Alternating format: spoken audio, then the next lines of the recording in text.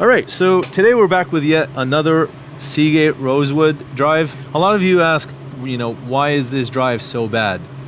Why is it that a lot of data recovery technicians, they don't like working on it and stuff like that? Well, let's take a look at this one, for example.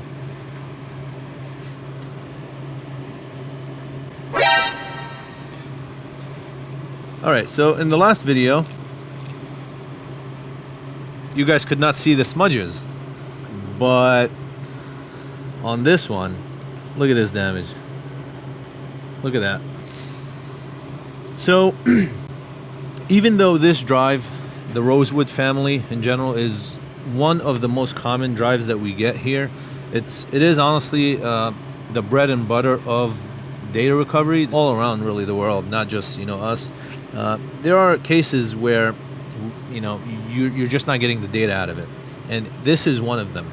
This one looks like the sliders, they embedded into the platters here, and they're essentially they've disintegrated into the platters all around, not just in one small area of it, but pretty much around the entire surface of the platter. This is why Seagate drives they're sort of like blacklisted when it comes to data recovery, especially what data recovery companies recommend. Even though they do bring in good business, it's kind of like Apple, so to speak, where yes, they bring in good business, but they bring in good business because they're terrible products. So Seagates are the same here. So this drive, to give you guys more information, this drive is usually in the Lacey lineup in their product. So if you have a Lacey, any sort of Lacey, any sort of Porsche design, or any drive like that, this is what is inside. So this drive here is what you'll have inside your enclosure,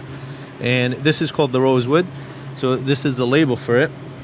You'll know right away when you take it out, it's something that you cannot really miss. It has this label that says mobile, hard disk drive 1 terabyte. These drives are really hard to mix with other drives. This is what it looks like when you do have platter damage. Data is not coming out of this. And a lot of people, again, they were asking, well, why do you dislike Seagate so much? For this reason. You'll never see this in a Western Digital. In some models, yes, obviously, but this reminds me of the older Death Star models because they used to fail so often. And yeah, again, just a terrible, design. I'm not sure what it is that would cause this type of damage. That's pretty much the data there on my fingers right there. The powders all over. The coating on this, here, let me show you guys. The coating on this is just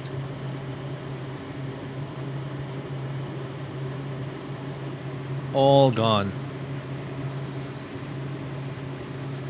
Yeah. So yeah, this is just a short video to show you guys why data recovery professionals hate Seagates in general. While I'm at it, I might as well just show you how to put the label back on one of these so that if you do come across this, you put the label on properly. So we're going to go ahead and close this up.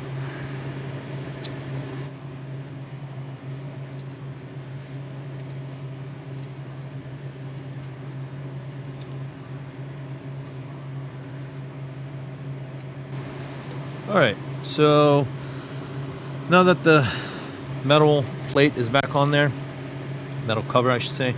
By the way, this was the second or third drive that had this type of damage in the past 2 days that I've seen here. That's why I felt compelled to make a video to warn you guys.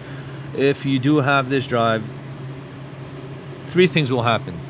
Either the heads will fail, let's say the preamp goes out or something like that, the heads will get stuck, or the heads will cause this type of damage to the platters where there's no way you're getting the data out of it.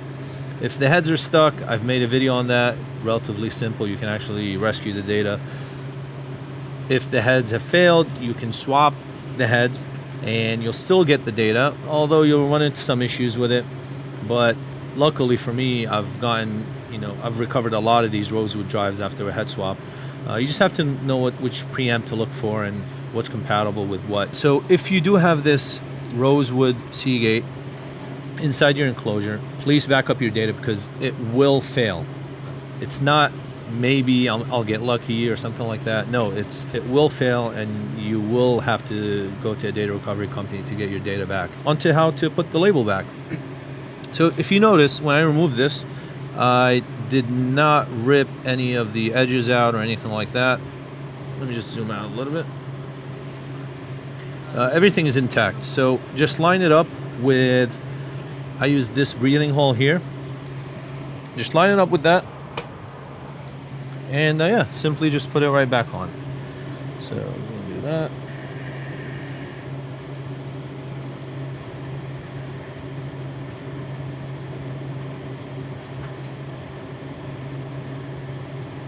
Like so. And just go all the way across.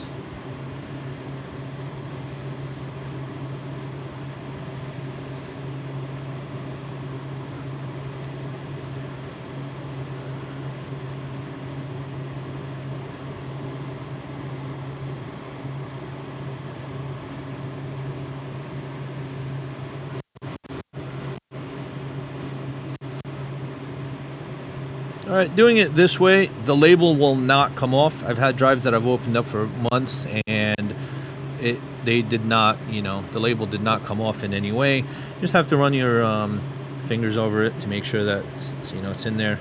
And here, this one. So this is how the drive looks. You really can't tell that I even removed the label.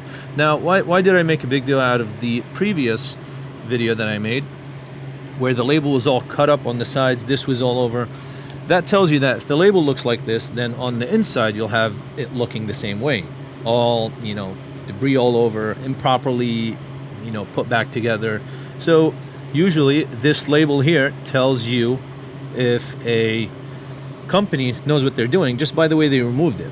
And it's, again, some people think that I was making a big deal out of it. I'm not, because this is indicative of what you'll find on the inside, which is very important. That is pretty much it for this video.